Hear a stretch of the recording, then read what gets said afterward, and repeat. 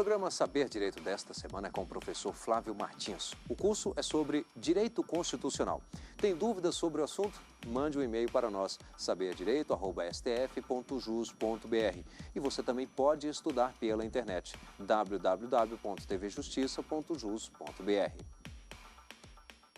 Olá, meu amigo, olá, minha amiga de todo o Brasil. É um prazer muito grande estar aqui na sua companhia para mais uma edição do programa Saber Direito. Permita-me apresentar, meu nome é Flávio Martins e sou professor de Direito Constitucional e Direito Processual Penal. Tenho participado de algumas aulas, de alguns programas do Saber Direito com a mesma temática, a teoria geral da Constituição. E o tema da nossa aula de hoje é rigidez constitucional.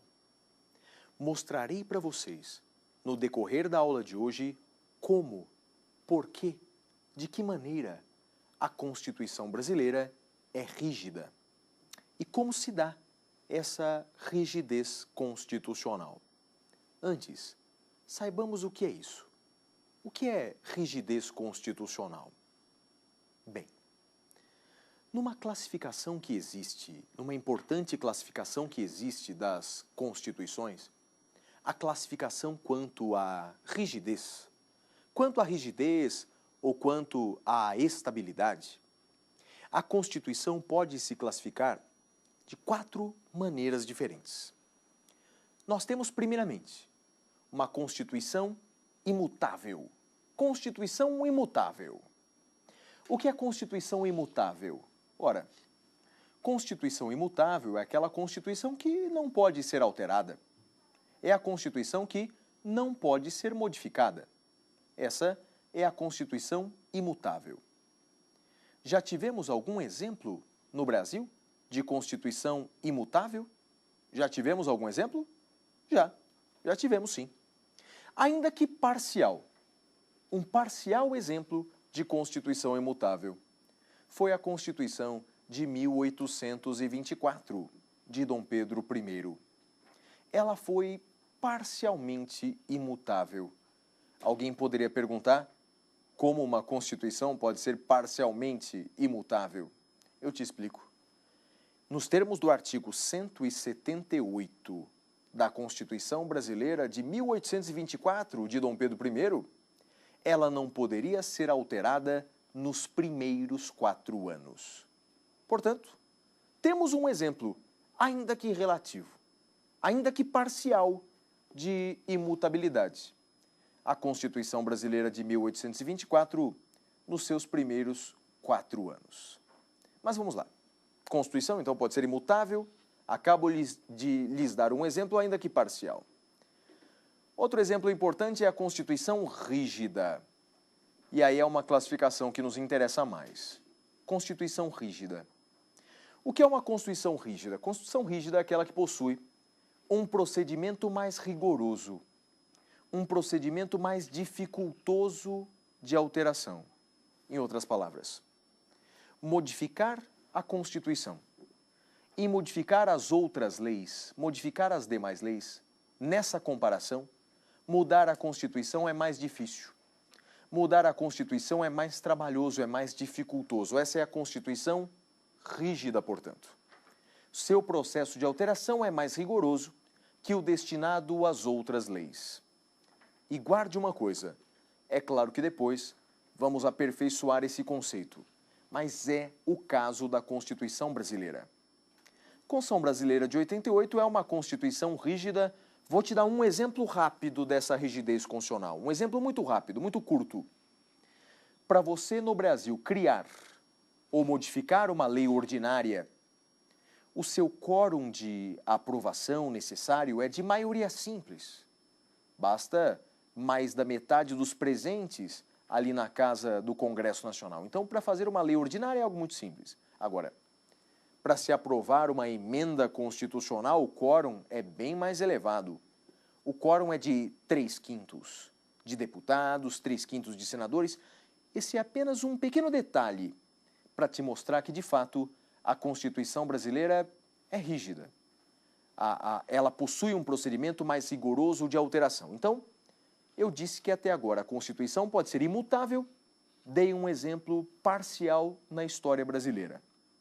A Constituição pode ser rígida, e aí dei um exemplo atual da Constituição brasileira. Me deixe falar dos outros dois tipos de Constituição. Temos a Constituição chamada de flexível.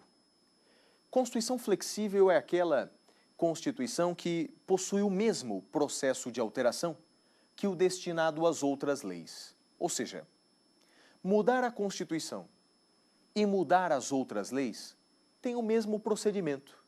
O procedimento é exatamente o mesmo. Essas são as constituições flexíveis.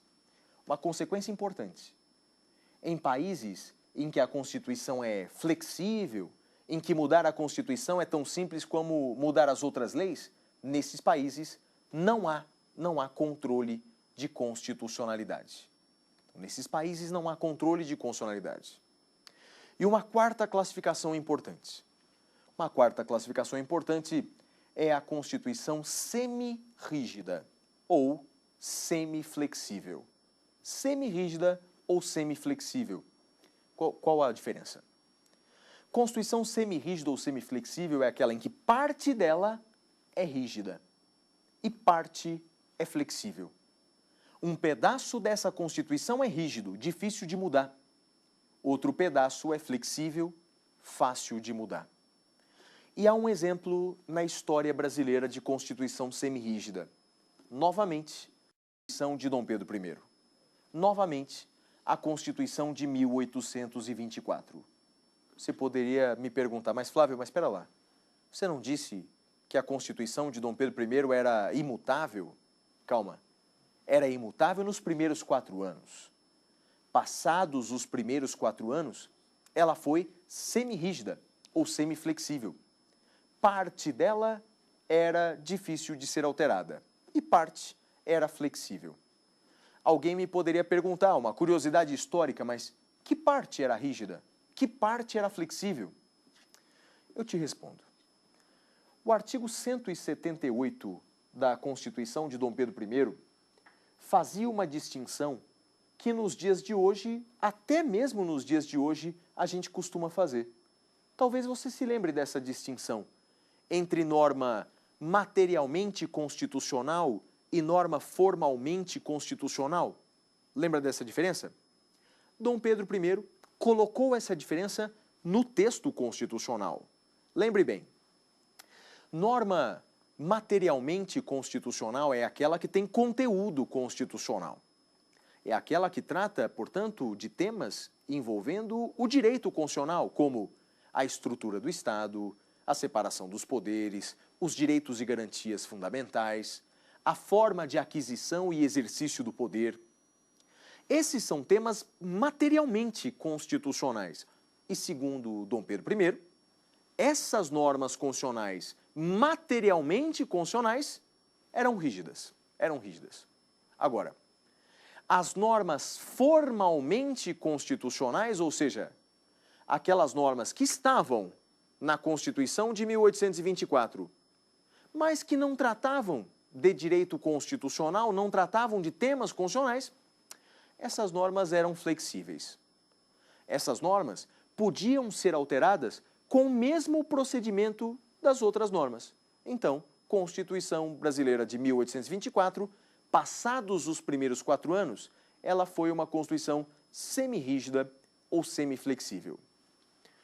Aí eu te pergunto, a Constituição Brasileira de 88, então, nessa classificação que eu lhe passei, imutável, rígida, flexível e semi-rígida, em qual dessas modalidades eu devo apontar a Constituição de 88? Bem, nessas 4 modalidades que eu apontei, devemos dizer que a Constituição brasileira é rígida.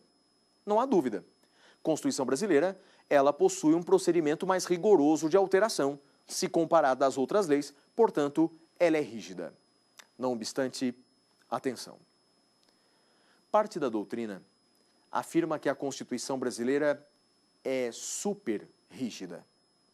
Alguns autores dizem que a Constituição brasileira é super rígida. E de onde vem essa classificação? Por que isso? Por que super rígida? Não, eu te explico. É que além de possuir um procedimento mais rigoroso, além de possuir um procedimento mais dificultoso de alteração, a Constituição brasileira tem um conjunto de matérias que não podem ser suprimidas. Um conjunto de matérias que não podem ser retiradas da Constituição. E eu te pergunto, como chamam essas matérias que não podem ser suprimidas, essas matérias que não podem ser retiradas da Constituição, como elas são denominadas? Eu te respondo. São as chamadas cláusulas pétreas. A Constituição brasileira tem um conjunto de matérias, 4 matérias, eu vou lhe dizer, vou lhe explicar. Tem 4 matérias que não podem ser suprimidas. 4 matérias que não podem ser retiradas da Constituição. São as chamadas cláusulas pétreas, previstas no artigo 60, parágrafo 4º da Constituição. Artigo 60, parágrafo 4º da Constituição. Primeiro alerta. Cláusulas pétreas, como eu disse, são matérias que não podem ser retiradas da Constituição. Cuidado com o verbo. São matérias que não podem ser retiradas, não podem ser extraídas da Constituição. Tem muita gente que fala assim, a cláusula pétrea é aquelas matérias que não podem ser alteradas. Errado, não é esse o verbo. Alterar até pode. É possível, por exemplo, alterar uma cláusula pétrea para mais. Por exemplo, direitos fundamentais. Podemos criar no Brasil novos direitos fundamentais? É claro que sim. É claro que podemos ampliar a lista de direitos fundamentais. Aconteceu agora, em 2004, com a Emenda Constitucional 45 de 2004. Essa Emenda 45 de 2004, dentre outras tantas coisas que ela fez, ela criou mais um direito fundamental, acrescentou mais um inciso ao artigo 5º da Constituição, o inciso de número 78. Nós tínhamos até 2004 77 incisos no artigo 5º. Agora temos 78 incisos no artigo 5º. E o que diz esse inciso 78? Ele fala da duração razoável do processo. Mais um direito fundamental aí na nossa Constituição, prevendo que todo cidadão tem direito a uma duração razoável do processo. Pois, como diria Rui Barbosa, justiça que tarda não é justiça. Portanto, meus amigos, cuidado com a nomenclatura, hein? Cláusula pétrea, como eu disse, é aquele conjunto de matérias que não pode ser suprimida da Constituição. E quais são essas cláusulas pétreas? Como eu disse, são 4 cláusulas pétreas previstas no artigo 60, parágrafo 4º da Constituição. Vamos estudá-las? A primeira cláusula pétrea que temos é a forma federativa de Estado. Em outras palavras, a federação. A federação é a primeira cláusula pétrea. Ela está prevista no artigo 60, parágrafo 4º da Constituição. Artigo 60, parágrafo 4º, inciso 1º. A forma federativa de Estado, a federação. Você lembra bem o que é federação, não? Federação é a união de vários estados, cada qual com uma parcela de autonomia. Isso é federação. Então, vários estados se unem, cada qual com uma parcela de autonomia. Cuidado com a palavra. Cada qual com uma parcela de autonomia. Autonomia é diferente de independência. Não são estados independentes. Se fossem estados independentes, seriam uma confederação. Seriam uma confederação e não uma federação. Federação que, só para lembrar, tem origem nos Estados Unidos da América. Aliás, eles inventaram a forma federativa de Estado. Eram colônias britânicas independentes que se juntaram para formar um novo país, com essa forma de Estado diferenciada, a federação. E a federação no Brasil é a primeira cláusula pétrea, a federação. Agora eu vou te fazer 2 perguntas importantes. Pergunto para vocês, o presidencialismo, o sistema de governo presidencialista, também é cláusula pétrea? O que você diria? Será que o nosso sistema de governo presidencialista é cláusula pétrea? Bem, se olharmos para a Constituição, se olharmos para o artigo 5º, se olharmos para o artigo 60, perdão, parágrafo 4º da Constituição, não vamos encontrar o presidencialismo como cláusula pétrea. E, de fato, ele não é cláusula pétrea. Ou seja, a Constituição brasileira pode sim alterar do presidencialismo para o parlamentarismo. Aliás, há outros sistemas de governo que não presidencialismo e parlamentarismo, mas esses são os dois mais famosos. Então, a Constituição brasileira pode sim mudar de presidencialismo para parlamentarismo, ou seja, o sistema de governo presidencialista não é cláusula pétrea. Mas a pergunta mais polêmica e mais interessante é a seguinte: e a República? A República é cláusula pétrea? Ou seja, a forma de governo republicana é cláusula pétrea? Se a resposta for sim, é cláusula pétrea. Então, segundo a Constituição de 88, enquanto ela estiver em vigor, não podemos voltar a ser uma monarquia. Se a resposta for não, república não é cláusula pétrea, podemos voltar a ser uma monarquia. E é sim ou não? República é uma cláusula pétrea ou não? Duas respostas. Primeira resposta: não é uma cláusula pétrea expressa na Constituição. Então, quer dizer, se você olhar a Constituição, no artigo 60, parágrafo 4º, não vai encontrar a República como sendo uma cláusula pétrea. Não é uma cláusula pétrea expressa na Constituição. Ponto final. Agora, é uma cláusula pétrea implícita? Será que a República é uma cláusula pétrea implícita? Bem, a doutrina francamente majoritária, mas francamente majoritária, entende que sim, que a República é uma cláusula pétrea implícita. Para você ter uma ideia, até autores importantes, renomados, que entendiam em sentido oposto, mudaram de ideia. Como, por exemplo, José Afonso da Silva.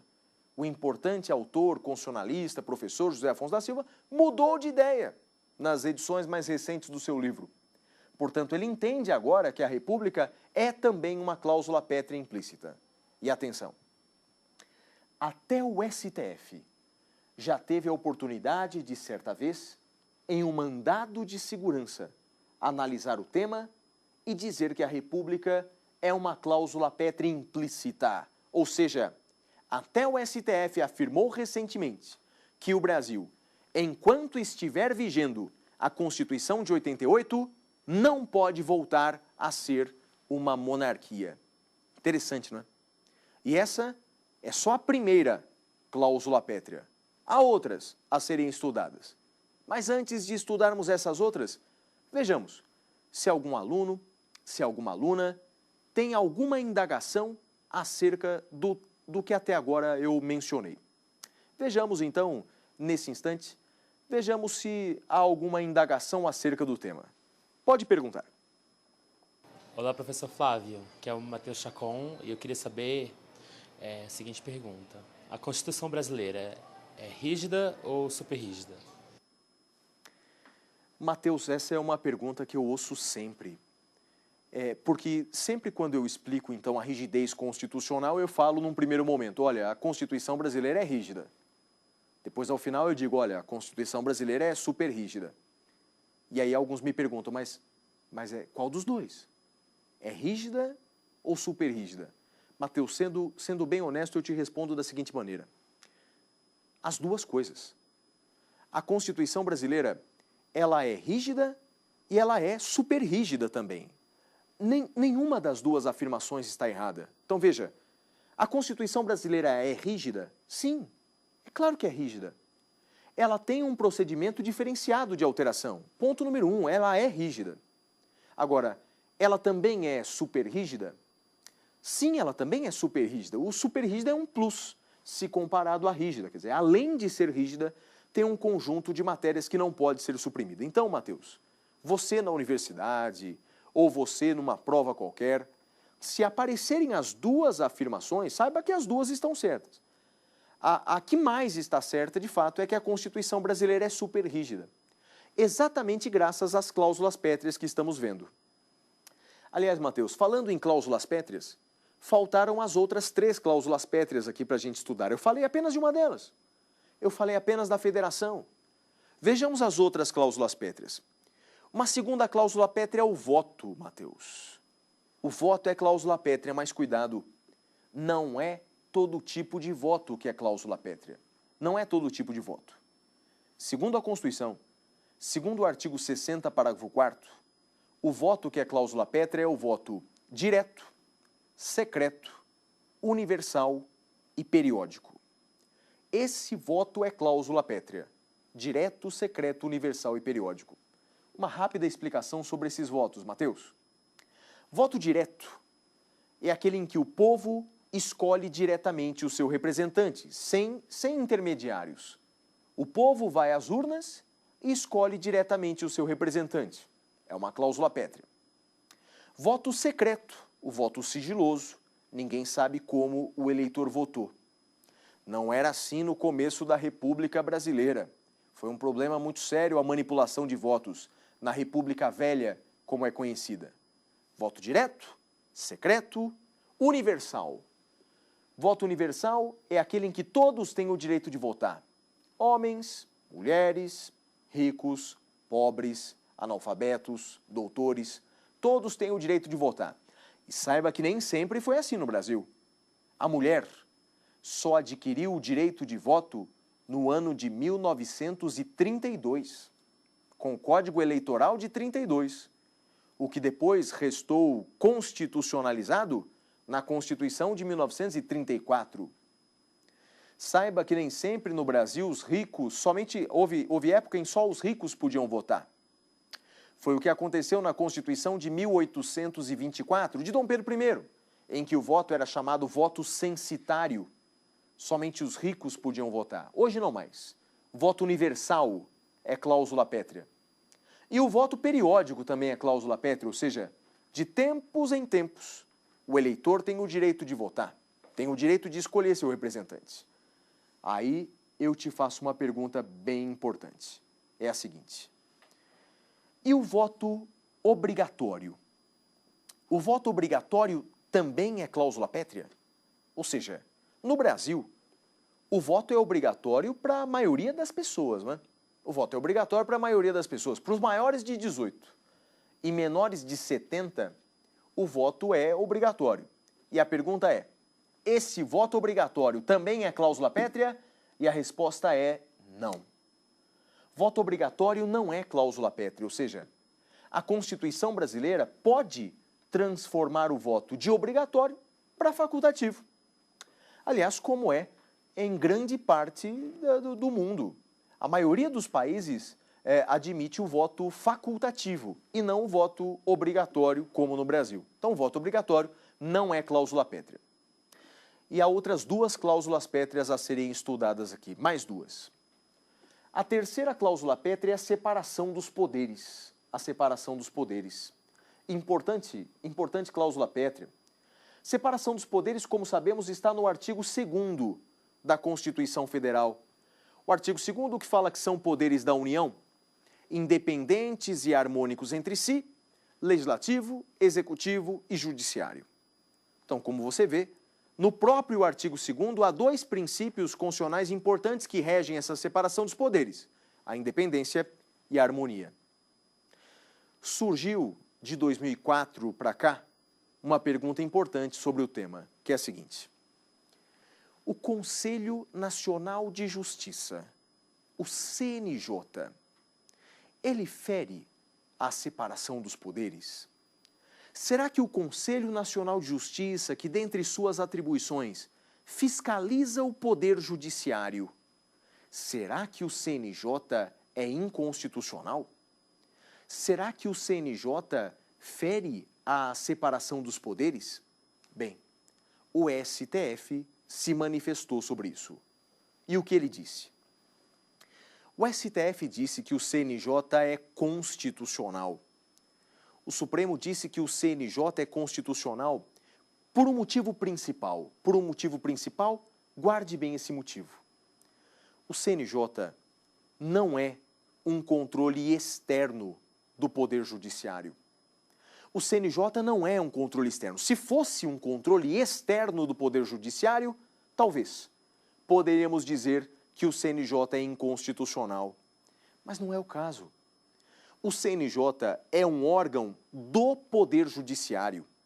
O CNJ integra o Poder Judiciário, faz parte do Poder Judiciário. E onde eu encontro isso na Constituição? Principalmente no artigo 92 da Constituição Federal. Lá no artigo 92 está dizendo assim o caput: são órgãos do Poder Judiciário. Inciso 1, o STF. Inciso 1A, o CNJ, o Conselho Nacional de Justiça. Portanto, Conselho Nacional de Justiça, ele integra o Poder Judiciário, é um dos órgãos do Poder Judiciário e, portanto, segundo o STF, não é inconstitucional. A sua composição, inclusive, é constitucional nas palavras do Supremo. Tudo bem? Terceira cláusula pétrea aí nós analisamos. Mas a quarta cláusula pétrea, talvez a mais importante cláusula pétrea, está presente no artigo 60, parágrafo 4º, inciso 4 da Constituição. São os direitos e garantias individuais. E está escrito exatamente dessa maneira na Constituição, os direitos e garantias individuais. Algumas perguntas se fazem importantes aqui. Primeira pergunta é a seguinte: direitos e garantias, qual a diferença? Qual a diferença entre direitos e garantias? São expressões sinônimas? Não. Direitos e garantias são expressões distintas. Rui Barbosa já fazia distinção entre direitos e garantias. É simples. Direito é norma de conteúdo declaratório, enquanto garantia é norma de conteúdo assecuratório. Então, guarde bem. Direito é norma de conteúdo declaratório, garantia é norma de conteúdo assecuratório. Vou te dar dois exemplos. O direito à liberdade, por exemplo, a liberdade de ir e vir, a liberdade de locomoção, é um direito. É uma posição de vantagem que a Constituição nos dá. Agora, o habeas corpus, que é uma ação destinada a preservar a liberdade de locomoção, já não é um direito, é uma garantia. Então, a Constituição ela tem direitos e garantias. E o que é cláusula pétrea são os direitos e garantias individuais, diz a Constituição. Vou te fazer duas perguntas importantes. A primeira delas é a seguinte: direitos e garantias individuais, nós encontramos apenas no artigo 5º da Constituição? Essa é a primeira pergunta. Direitos individuais nós temos apenas no artigo 5º da Constituição? Só lá? E a resposta é não. É claro que no artigo 5º da Constituição nós temos inúmeros direitos individuais. São 78 incisos repletos de direitos individuais. Mas o rol não está apenas ali. Nós temos direitos individuais espalhados por toda a Constituição. Eu vou te dar dois exemplos, já julgados pelo STF, de direitos individuais que estão fora do artigo 5º. Primeiro exemplo de direito individual fora do artigo 5º, primeiro exemplo, o artigo 16 da Constituição. Como é importante esse artigo 16 da Constituição. Ele fala da anterioridade eleitoral. Anterioridade eleitoral.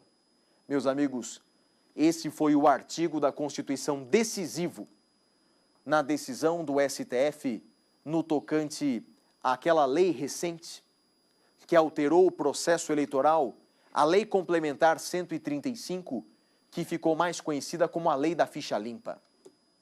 A decisão do Supremo se baseou principalmente nesse artigo 16 da Constituição. O que ele diz? O artigo 16 da Constituição diz que a lei que altera o processo eleitoral, então a lei que altera o processo eleitoral, entra em vigor imediatamente, mas só pode se aplicar às eleições que ocorrerem pelo menos um ano depois. Então a lei que altera o processo eleitoral entra em vigor agora, mas só pode se aplicar às eleições que ocorrerem pelo menos um ano depois. E, minha gente, é por isso que a Lei da Ficha Limpa, a Lei Complementar 135 de 2010, não pôde ser aplicada às eleições de 2010. Exatamente por conta desse princípio da anterioridade eleitoral. E o que disse o STF sobre esse artigo 16? O Supremo disse que esse artigo 16 é um direito individual do eleitor. Um direito individual do eleitor e, portanto, cláusula pétrea. Serve para proteger o eleitor de mudanças repentinas ocorridas nas vésperas da eleição. Portanto, o artigo 16 é um exemplo importante de um direito que está fora do artigo 5º. Outro exemplo, esse já julgado pelo STF há mais tempo. O artigo 150 da Constituição. O artigo 150, que, dentre outros temas, fala da anterioridade tributária. Diz que uma lei que cria ou que majora um determinado tributo, esse tributo só poderá, em regra, ser cobrado no exercício financeiro seguinte. E o STF também já disse que esse artigo 150, que é a anterioridade tributária, é um direito individual do contribuinte. Um direito individual do contribuinte e, portanto, meus amigos, também é cláusula pétrea. Então fica essa primeira mensagem. Direitos individuais não estão apenas exclusivamente no artigo 5º da Constituição. Outra pergunta importante. E os direitos sociais?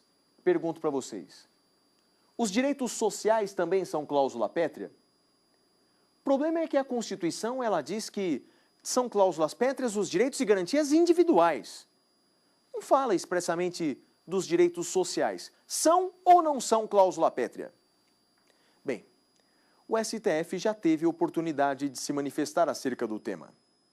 E quando se manifestou acerca do tema, principalmente o ministro Marco Aurélio, afirmou categoricamente que os direitos sociais também são cláusulas pétreas.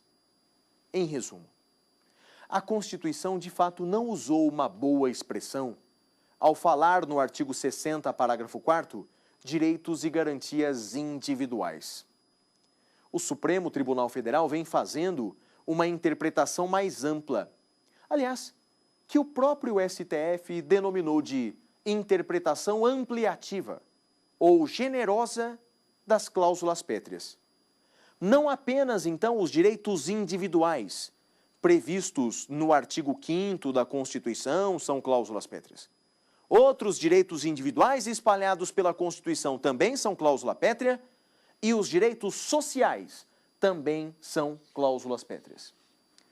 E uma pergunta importante. Então vimos que a Constituição brasileira é super rígida, como dizem alguns, extremamente difícil de ser alterada, mas pode ser alterada. Ela pode ser alterada de que maneira?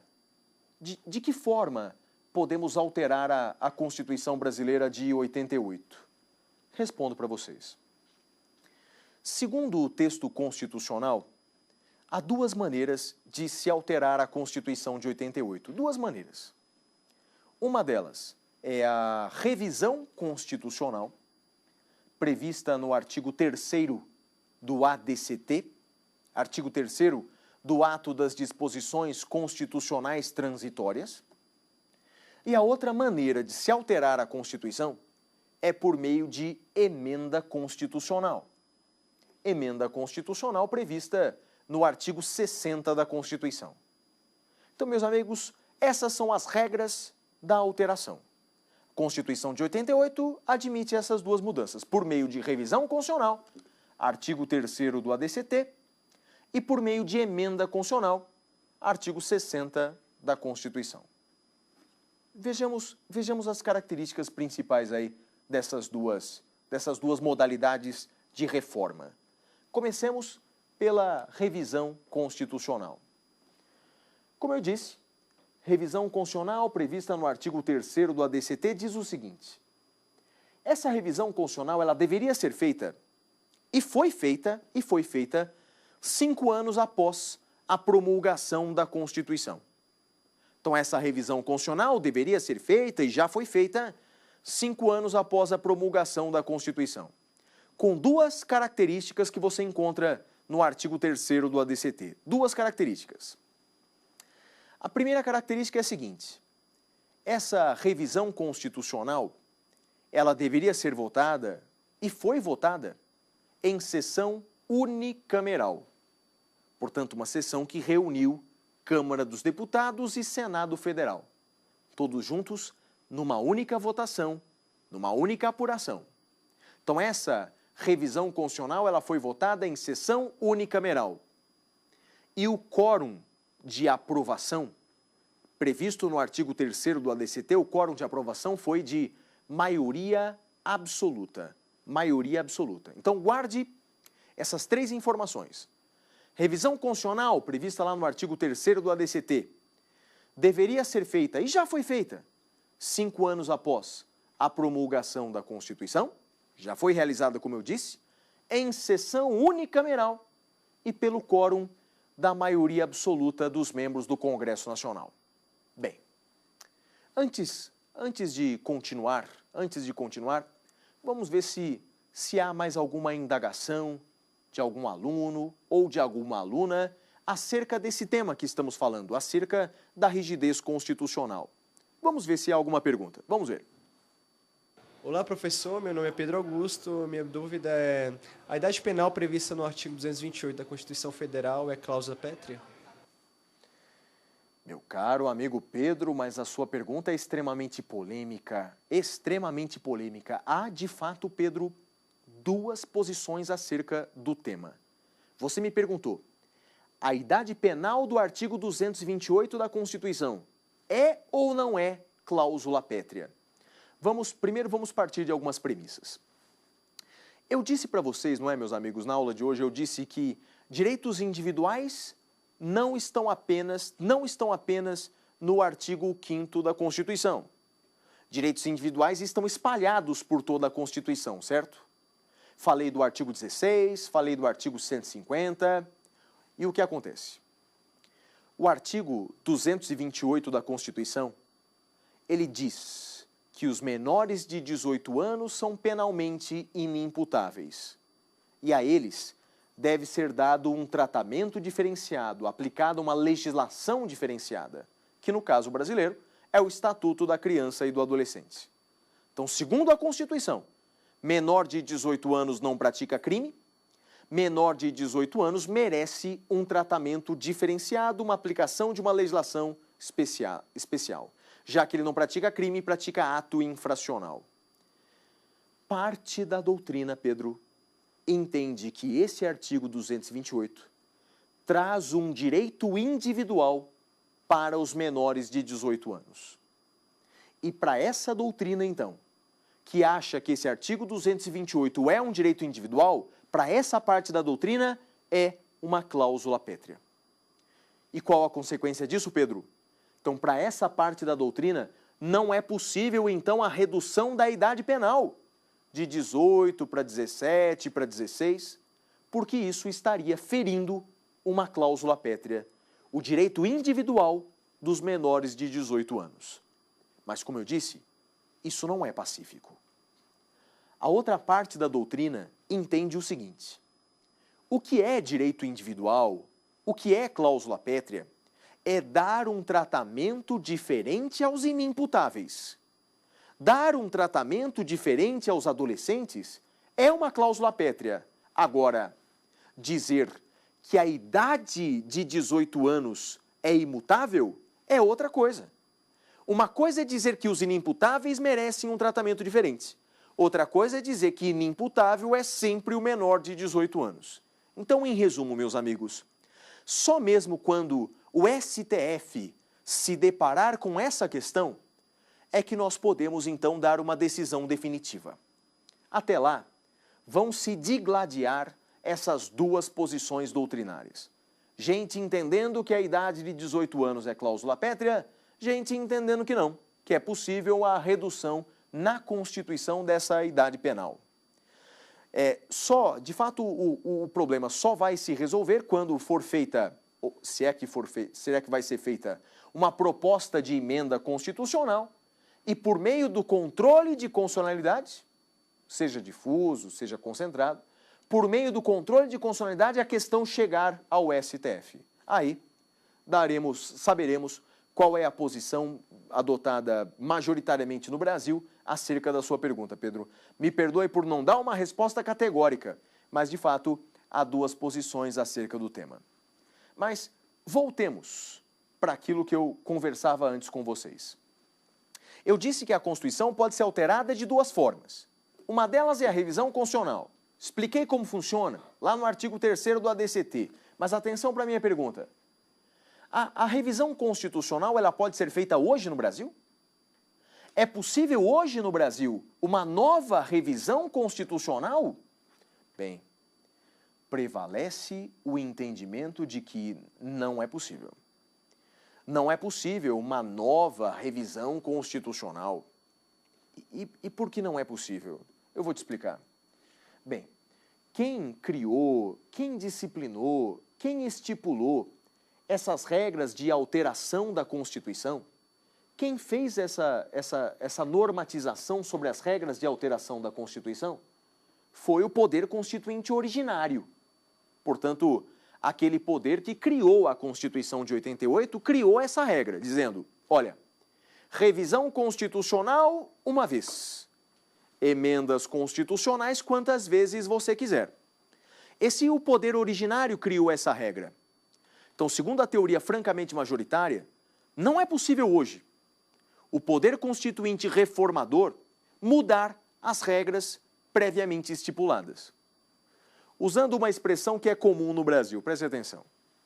Não se pode mudar as regras do jogo no meio do jogo. Portanto, quando a Constituição de 88 foi feita, as regras de alteração foram estipuladas. Não é possível o poder reformador alterar essas regras. Seria uma subversão às regras previstas originariamente na Constituição de 88. Então, guarde uma coisa. Prevalece o entendimento de que não é possível uma nova revisão constitucional. Essa é a posição francamente majoritária. Mas alguém poderia dizer, mas Flávio, se é majoritária é porque tem duas posições, não é? Tem duas posições. De fato. Tem duas posições mesmo. Tem uma posição minoritária dizendo que sim. Uma posição minoritária dizendo que sim. Essa posição minoritária tem até nome. Essa posição minoritária é conhecida como teoria da dupla revisão. E ela é fácil de entender. Faríamos hoje uma mudança no artigo 3º do ADCT, permitindo novas revisões constitucionais e pronto. O caminho estaria aberto para novas revisões constitucionais. Mas volto a dizer, essa teoria da dupla revisão é uma teoria bem minoritária. E ela é minoritária porque ela tem como consequência uma fragilização da Constituição.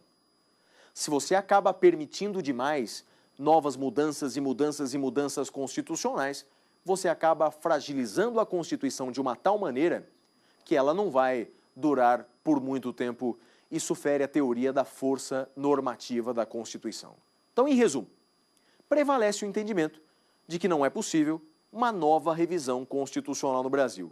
Significa que a única maneira, a única forma de se alterar a Constituição de 88 nos dias de hoje é por meio de emenda constitucional.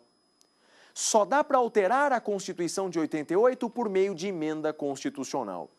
E onde está a emenda constitucional? Como estudá-la? Bem, a emenda constitucional está prevista no artigo 60 da Constituição Federal. Artigo 60 da Constituição Federal. As principais informações estão lá no artigo 60 da Constituição. Por exemplo, quem é que pode fazer a proposta de emenda constitucional? Quem é que pode fazer a PEC, como dizemos de forma abreviada, a proposta de emenda constitucional? A resposta está no artigo 60, incisos 1, 2 e 3. Artigo 60, incisos 1, 2 e 3. Quem faz a PEC? Veja só. Primeiramente, 1/3 de deputados ou de senadores. Não basta 1, nem 2, nem 3. Necessário 1/3 de deputados ou de senadores para fazer a proposta de emenda constitucional. O presidente da República também pode fazer proposta de emenda constitucional. O presidente também pode. E uma terceira hipótese que até hoje nunca aconteceu no Brasil. Mais da metade das assembleias legislativas dos estados pela maioria simples de seus membros. Difícil de imaginar um caso como esse, hein? O Brasil tem hoje 26 estados, mais o Distrito Federal. Mais da metade disso dá 14. 14 assembleias legislativas, cada qual com a mesma proposta de emenda constitucional. Difícil imaginar isso no Brasil, de fato, nunca houve. Então, são essas 3 pessoas que podem fazer a proposta de emenda constitucional. 1/3 de deputados e senadores, presidentes, e mais da metade das assembleias legislativas. Isso está no artigo 60, incisos 1, 2 e 3. E aí tem uma pergunta interessante para fazer. E o povo? E o povo? O povo pode fazer a proposta de emenda constitucional? Será que o povo pode fazer a PEC? Você já deve ter ouvido falar em algumas oportunidades de projetos de lei de iniciativa popular. É mesmo, o povo já fez projeto de lei de iniciativa popular em se tratando de lei ordinária. Vou te dar um exemplo. A lei vulgarmente conhecida como Lei Daniela Pérez. Já ouviu falar dessa lei? É o apelido que foi dado à lei Daniela Pérez. É uma lei que alterou a lei de crimes hediondos. Não é? Daniela Pérez, para quem não se lembra, era uma atriz da Globo que foi brutalmente assassinada, tesouradas. Foi um homicídio qualificado. Não é? Só que na época, homicídio qualificado não era crime hediondo. Não era crime hediondo. E aí, meus amigos, homicídio qualificado não era crime hediondo, mas foi transformado em crime hediondo graças a essa lei, considerada, chamada, portanto, Lei Daniela Pérez. É uma lei ordinária. Foi de iniciativa popular. Outro exemplo agora bem mais recente é a Lei da Ficha Limpa, uma lei complementar de iniciativa popular. Então é possível. Lei ordinária de iniciativa popular, lei complementar de iniciativa popular. Agora eu te pergunto, é possível emenda constitucional de iniciativa popular? Prevalece o entendimento de que não é possível. Primeiro porque não há previsão constitucional, esse é o argumento mais forte. Embora não seja perfeito o argumento muito positivista, mas prevalece o entendimento de que não é possível emenda constitucional de iniciativa popular. Tudo bem? Outros detalhes importantes sobre a emenda constitucional. Veja bem, todos esses detalhes agora que eu vou te dizer estão lá no artigo 60 da Constituição. Então, a emenda constitucional, para ser aprovada, ela precisa da votação de 3/5 de deputados e senadores nas 2 casas e em 2 turnos. A emenda constitucional ela é promulgada pelas mesas da Câmara e do Senado Federal, promulgada pelas mesas da Câmara e do Senado. Se uma emenda constitucional é rejeitada, só pode ser apresentada novamente na próxima sessão legislativa, ou seja, no ano que vem. E essas são características que você encontra todas no artigo 60 da Constituição Federal. Então, em resumo, guarde essa informação. Quando a Constituição de 88 foi feita, havia 2 formas, 2 maneiras de alteração. Uma delas, a revisão constitucional, que já aconteceu no ano de 93. A outra forma de alteração é a emenda constitucional, e essa vem acontecendo. As emendas constitucionais continuam sendo feitas pelo Congresso Nacional, é claro que com um procedimento bem mais rigoroso, o que mostra, portanto, a rigidez da Constituição brasileira. Portanto, meus caros amigos e amigas, esse foi, então, mais um programa Saber Direito, no qual nós estudamos agora a rigidez da Constituição brasileira, a dificuldade de alteração da Constituição brasileira, analisando, inclusive, as cláusulas pétreas, aquelas matérias que não podem ser suprimidas do texto constitucional. Foi um prazer muito grande estar na companhia de todos em mais uma edição do programa Saber Direito e nos veremos numa próxima oportunidade. Tchau, tchau. Tem dúvidas sobre o assunto? Mande um e-mail para nós, saberdireito@stf.jus.br. E você também pode estudar pela internet, www.tvjustiça.jus.br.